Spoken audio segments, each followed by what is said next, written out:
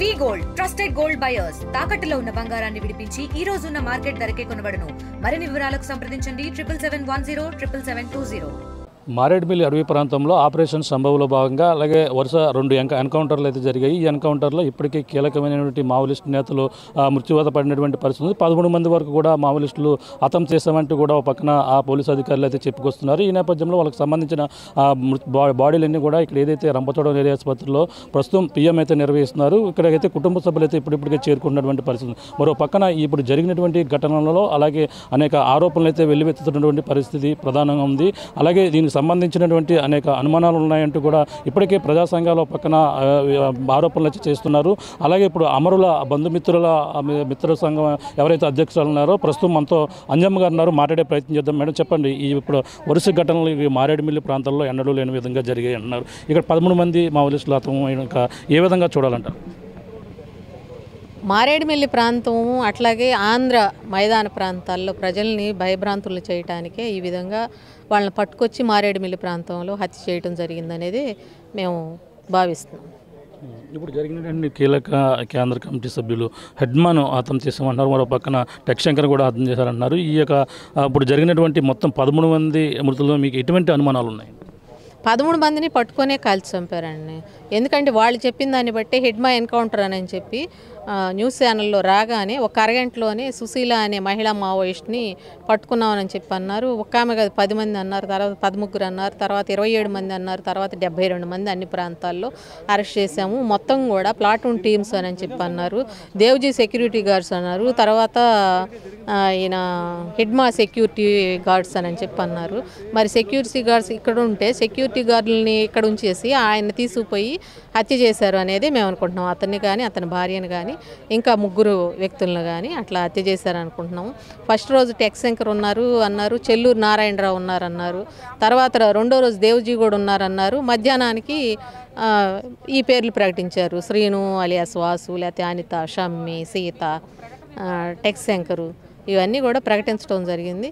కాబట్టి వాళ్ళు ఏంటంటే ఏం చెప్పదలుచుకున్నారు అని అంటే, వాళ్ళు ఎక్కడున్నా మేము పట్టుకొని చంపేస్తాం, మావోయిస్ట్ పార్టీని హోమ్ మినిస్టర్ చెప్పినట్టుగా 2026 మార్చి 31కి పూర్తిగా అంతం చేస్తాము అనేది వాళ్ళు చెప్తున్నారు కూడా కదా. ఇంకా దానిలో ఏమీ ఇది లేదు, సందేహాలు ఏమి లేవు.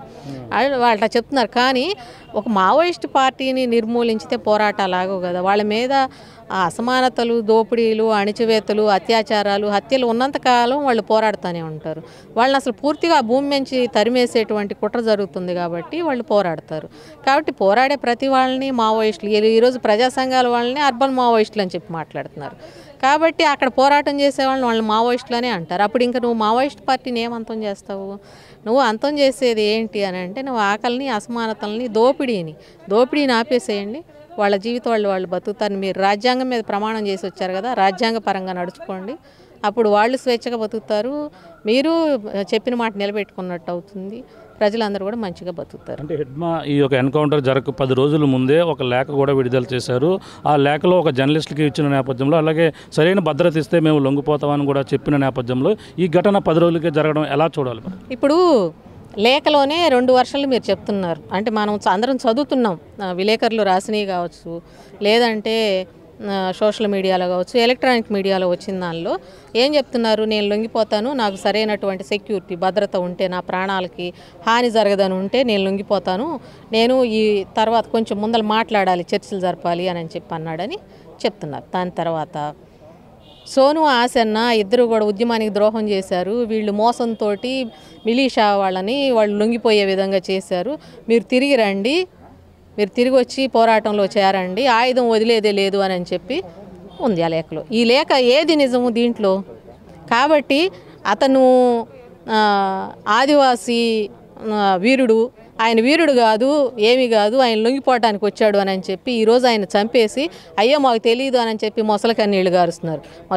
మాకు తెలియక చంపేసాము, లేకపోతే లొంగిపోతే మేము ఓకే ఇచ్చేసి ఆయన రివార్డ్ ఆయనకి ఇచ్చేసి ఆయన మంచిగా బతకటానికి మేము ఇచ్చేసేవాళ్ళమి, మాకు తెలియక చంపామని చెప్పి అంటున్నారు. కాదు, మీరు పట్టుకొనే చంపేశారు, మీరు ముందలు చెప్పేది కాదు, చివరి చెప్పేది నిజము అని అంటున్నాం. ఎందుకంటే ఈరోజు మైదాన ప్రాంతాల్లో వాళ్ళు కొద్దిమంది వయసు అయిపోయింది లేకపోతే మాకు ఆరోగ్యాలు బాగలేవని ఇంటికి వస్తున్నారు. కానీ ఈరోజు ఆదివాసీ ప్రాంతాల్లో వాళ్ళు మాలో చైతన్యం కలిగించారు, మమ్మల్ని ఉద్యమాలకు ప్రిపేర్ చేశారు, మాకు ఒక ప్రేరణ ఇచ్చారు, ఈరోజు మాకు చెప్పా చేయకుండా వెళ్ళిపోతున్నారు అని చెప్పి బాధపడుతున్నారు. ఎందుకంటే అక్కడ ప్రతి అసమానతని ప్రతి అణిచివేతని ఎదుర్కొంటుంది వాళ్ళే.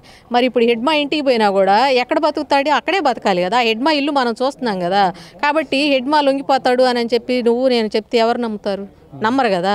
అదంతా అబద్ధం అనేది మేము చెప్తున్నాం. ఇంకా ఎవరెవరు ఉన్నారు? ముఖ్యంగా దేవ్జీ కూడా ఉన్నారు చెప్పుకొస్తున్నారు, అనుమానాలు చెప్పుకొస్తున్నారు. ఇంకా ఎవరెవరు ఉన్నారు ముఖ్యమైన నేతలు? చెల్లూరి నారాయణ పేరు ప్రకటించారు, ఆజాద్ అనే పేరు ప్రకటించారు, తర్వాత దేవ్జీ పేరు ప్రకటించారు.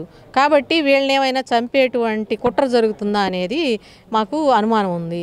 ఎందుకంటే టెక్శంకర్ పేరు మొన్న లేదు, నిన్న వచ్చింది. మరి ఎల్లుండి ఏమైనా వీళ్ళ పేర్లు వస్తాయా? ఇప్పుడు ఈ కుటుంబాలు వచ్చిన తర్వాత ఇంతవరకు డెడ్ బాడీస్ని చూపించలేదు. పొద్దునానంగా వస్తే ఇంతవరకు పిఎం జరగలేదు, డాక్టర్ రాలేదు. ఇంకొక విషయం ఏంటంటే హెడ్మా డెడ్ బాడీని ఇచ్చారు, కుటుంబం స్వాధీనం చేసుకుంది. అక్కడికి తీసుకుపోయిన తర్వాత ఎవరు స్వాధీనం చేసుకున్నారండి? క్యాంపుల్లో వాళ్ళు స్వాధీనం చేసుకుంటారా? ఒక కుటుంబం మనిషిని మీరెవరండి స్వాధీనం చేసుకోవటానికి? అప్పగించారు కదా. అప్పగించిన తర్వాత నువ్వు క్యాంపులో పెట్టి మీరు దహన క్రియలు చేయటానికి ఏమని ఇది చేస్తున్నారు ఒకసారి చెప్పండి. అంటే అవును, కుటుంబ సభ్యులు తీసుకెళ్లారు. కానీ మనం అందరం చూస్తున్నాం ఎలక్ట్రానిక్ మీడియాలో అక్కడ ఉన్నటువంటి క్యాంపుకు తీసుకెళ్లారు. ఎవరు బయట వాళ్ళు రావడానికి వీలు లేదని చెప్పి ఆంక్షలు పెట్టారు, వాళ్ళే దహనం చేశారు, అయిపోయింది. అది ఎట్లా కరెక్టు? ఎందుకు అంటే నంబాల కేశవరావుని అట్లాగా ఆయన డెడ్ బాడీ ఇవ్వలేదు, బూడిద ఇవ్వమన్నా కూడా ఇవ్వలేదు. వాళ్ళు ఏదో మామూలుగా ఇట్లా చేసుకుంటాము అని చెప్పి వాళ్ళు అడిగితే సాంప్రదాయబద్ధంగా బూడిద కూడా ఇవ్వలేదు. ఈరోజు హెడ్మాన్ తీసుకెళ్తే వాళ్ళ కుటుంబానికి ఎక్కడ అప్పచెప్పి అక్కడ మీరు స్వాధీనం చేసుకున్నారు, మీరే దహన క్రియలు చేశారు. ఏం చేస్తాయండి డెడ్ బాడీస్? ఏం చేస్తాయి? బూడిద ఏం చేసిద్ది? అంటే దాన్ని చూసి కూడా భయపడుతున్నారా మీరు? బూడిదని చూసి కూడా భయపడుతున్నారా? అంటే ఏమాత్రం ఇది అనుకోవాలి ఇక్కడ మనం? మీరు ఈ విధంగా చేయటం మూలాన ఇంకా ఆదివాసీల్లో వ్యతిరేకత వస్తుంది.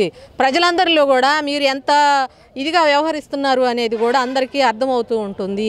వాళ్ళ మీద మీకు ఎంత వ్యతిరేకత ఉంది. ఈరోజు అయ్యో మాకు తెలియదు, లొంగిపోతామని వస్తున్నాడని మాకు తెలియదు అని చెప్పి మీరు ఎన్ని మాటలు చెప్పినా మీరు చేసే పనులను బట్టి అందరూ అర్థం చేసుకుంటారు. ఎవరు తెలివి తక్కువ వాళ్ళు లేరు. కాకపోతే సోషల్ మీడియాల్లో లేకపోతే మనం ఫోనుల్లో మునిగిపోయి ఉండొచ్చు, కానీ మన దగ్గర కూడా ఒక అణిచివేత లేకపోతే ఒక ఆక్రమణ జరిగినప్పుడు ప్రజలు తిరగబడతారు అంతే. ఆపరేషన్ సంభవంలో భాగంగా ఆంధ్రప్రదేశ్లో ఒక పక్కన ఏకకాలంలో మంగళవారం నాడు ఒక పక్కన మైదాన ప్రాంతంలో 50 మంది పైగా అదుపులో తీసుకున్నారు. అటవీ ప్రాంతంలో కాల్పులు జరిగిన ఘటన ఎలా చూడాలంటే వాళ్ళ దగ్గర పూర్తిగా సమాచారంతో ఈ ఘటనలు జరిగాయి అనుకోవాలి. పూర్తి సమాచారంతోనే ఆయన్ని పట్టుకొచ్చి చెప్తున్నారు కదా. బిగ్ టీవీలో చర్చా కార్యక్రమంలోనే వాళ్ళ పక్కన ఉన్న వాళ్ళే మాకు సమాచారం ఇచ్చారు, అదే మా విజయం అని చెప్తున్నారు. ఇంకొక మాట ఆయన ఏం చెప్పలేకపోయాడు. పక్కన ఉన్న వాళ్ళు సమాచారం ఇస్తే నువ్వు పట్టుకుపోయి చంపేశావు, అంతే, ఇంకేం లేదు. మీరు ఎందుకు ఏం చెప్పలేకపోతున్నారు? ఎవరండి? మనము పక్కన మనిషిని మనం చంపుకుంటున్నాం అంటే దేనికి చంపుతున్నాము? ఇది దేనికి సంకేతం అనుకోవాలి? సరే, ఒక దేశం మొత్తాన్ని ఈ ముగ్గురికి అప్పచెప్తున్నాము, మీరు ఏటో ఒకటి మూల పోయి బతకండి అని చెప్తారా ప్రజలకి? ఎట్లా బతకాలి? ఇప్పుడు మైదాన ప్రాంతాలు, ఈ అడవి ప్రాంతం అయిపోయిన తర్వాత మైదాన ప్రాంతాల్లో అవ్వక ముందులే ఇప్పుడు ఈరోజు కరేళ్ళలో జరుగుతుంది. ఇవాళ రాజధాని మేము సింగపూర్ చేస్తామంటారు, లేకపోతే చైనా చేస్తామంటారు, ఇంకోటి చేస్తామంటారు. ఏదో ఎందుకు చేయాలండి? అంటే ఇప్పుడు రకరకాల ప్రచారం జరుగుతుంది. పక్కన తలదాచుకోనకు వచ్చారని కొంతమంది చెప్పుకొస్తున్నారు. లేదంటే మైదాన ప్రాంతంలో కొంతమంది రావడం జరిగింది, ఇక్కడ ఉన్నారు. మొత్తం ఏదో ఆంధ్రప్రదేశ్లో పెద్ద ఇక్కడ ఏదో పెద్ద బ్లాస్టింగ్ తలపెట్టాలని ప్లాన్ చేశారని కూడా ఇప్పుడు వాళ్ళు చెప్తుంది. కూడా బ్లాస్టింగ్ అనేది చెప్పలేదు. ఎవరు? ఇంటెలిజెన్సీ ఎస్పీ కూడా లడ్డా గారు ఏం చెప్తున్నారు? వాళ్ళు లొంగిపోవటం ఇష్టం లేక వాళ్ళు బతకటం కోసం అని చెప్పి ఇక్కడికి వచ్చారు. వాళ్ళు బతుకు తెరువు చూసుకొని బతకాలనుకున్నారు, వీళ్ళ కళ్ళల్లో పడ్డారు అనేది వాళ్ళు చెప్తున్నారు. అందుకనే వాళ్ళ మీద ఉన్న రివార్డులు వాళ్ళకి ఇచ్చేస్తాము అంటే ఉద్యమం అక్కడ కొంచెం పరిస్థితులు అనుకూలమైన తర్వాత అక్కడికి పోయి వాళ్ళు పనిచేయదలుచుకున్నారు అనేది చెప్తున్నారు. వాళ్ళు ఏ బ్లాస్టింగులు అవన్నీ మనం అసలు అనుకోవటానికి కూడా వీల్లేని పరిస్థితి. వాస్తవం ఏంటంటే ఇది కరెక్టు. వాళ్ళు ఏదైనా ఒక 10 మందో 5-6 లేకపోతే 4 ఈ వలస కూలీలతో పాటు వాళ్ళు కూడా కొద్దిమంది వచ్చి పని చేసుకొని బతకడానికి వస్తే వచ్చి ఉండొచ్చు. వాళ్ళు చెప్పినట్టుగానే అక్కడ పరిస్థితులు అనుకూలంగా లేవు కాబట్టి లొంగిపోవటం అంటే ఇప్పుడు లొంగిపోయిన వాళ్ళు ఎవరైనా బయటకు వచ్చారండి? అందరు పోలీసులు అదుపులోనే ఉన్నారు. ఒక 20 మంది లిస్టు చెప్పారు, దాంట్లో టెక్శంకర్ పేరు కూడా ఉంది.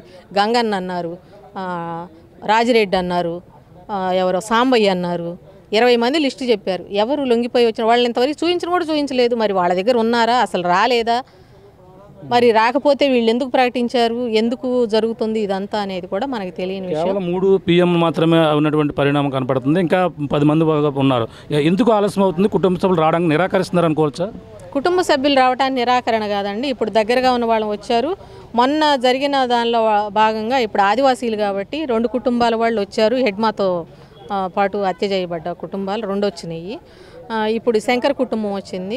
మిగిలిన వాళ్ళు కూడా ఆదివాసీల్లా ఉన్నారు. వాళ్ళు వచ్చేసరికి లేట్ అవుతుంది, కొన్ని భయాలు ఉంటాయి కాబట్టి ఆ భయాలు వదులుచుకొని వచ్చేసరికి లేటుగా వచ్చాము. కానీ ఈ వచ్చిన కుటుంబ సభ్యులకే వీళ్ళు అసలు డెడ్ బాడీస్ చూపించలేదు, PM కాలేదు, ఈ రోజు అయ్యిద్దో కాదో అని చెప్పి అనుమానం వెలిబుచ్చుతున్నారు వాళ్ళే. Okay ma'am, thank you. ఇది పరిస్థితి. అమరుల బంధుమిత్రుల సంఘం అధ్యక్షురాలు అంజమ్మ అయితే కీలక వ్యాఖ్యలు అయితే చేసుకొస్తున్నారు. అలాగే ప్రధానంగా ఇప్పుడు జరిగినటువంటి వరుస ఎన్కౌంటర్లో అనేక అనుమానాలు ఉన్నాయి. ఇదంతా కూడా బోటకపు ఎన్కౌంటర్గా కూడా చెప్పుకొస్తున్నారు. ప్రధానంగా ఇక్కడ జరిగినటువంటి ఘటన వాళ్ళంతా కూడా లొంగిపోయేందుకు వచ్చిన నేపథ్యంలోనే వీళ్ళు ఈ విధంగా క్రియేట్ చేసి వాళ్ళు పట్టుకునే ఈ విధంగా హతమార్చి ఇది ఎదురుకాల్పులు జరిగాయని కూడా ఒక క్రియేట్ చేసి ఈ విధంగానే చేస్తున్నారు. ఇది దీనిపై అనేక అనుమానాలు ఉన్నాయి. కుటుంబ సభ్యులు సంబంధించిన వారు ఎవరైతే ఉన్నారో వాళ్ళపై రివార్డులు వాళ్ళు ఇచ్చేందుకు నిరాకరించిన నేపథ్యం ఇటువంటి ఈ విధంగా పోలీసులు ఎవరైనా తీరుపైన కూడా అనేక అనుమానాలు అయితే వ్యక్తం చేస్తున్నటువంటి పరిస్థితి ప్రధానంగా ఉంది. ఇక్కడ ఇప్పటికీ కూడా PM బంధువులు కొంతమంది వస్తున్నారు, కొంతమంది ఇంకా రావాల్సిన అవసరం ఉంది. అలాగే PM అవ్వడం కూడా లేట్ అవుతున్నటువంటి పరిణామం ఉంది. వెంటనే ఆ కుటుంబ సభ్యులకి వాళ్ళ యొక్క ఆ PM పూర్తి చేసి ఇవ్వాలంటూ కూడా ఈ యొక్క సంఘం సంబంధించినటువంటి మహిళలు అలాగే ప్రజా సంఘాలు కూడా కోరుతున్నటువంటి పరిస్థితి ప్రధానంగా కనపడుతుందని చెప్పాలి. ఇది కూడా తాజా పరిస్థితి. కేవలం అనిల్తో ప్రకాష్, RTV, రంపచోడవరం నుంచి. చరిత్ర సృష్టించినోడు ఇప్పుడు ఆ చరిత్రని తిరగరాయబోతున్నాడు. అబద్ధాల గోడల్ని బద్దల కొట్టి నిజాలను రాగా మీ ముందుంచబోతున్నాడు. నిజమైన వార్తల కోసం వెంటనే డౌన్లోడ్ చేసుకోండి రా యాప్ని.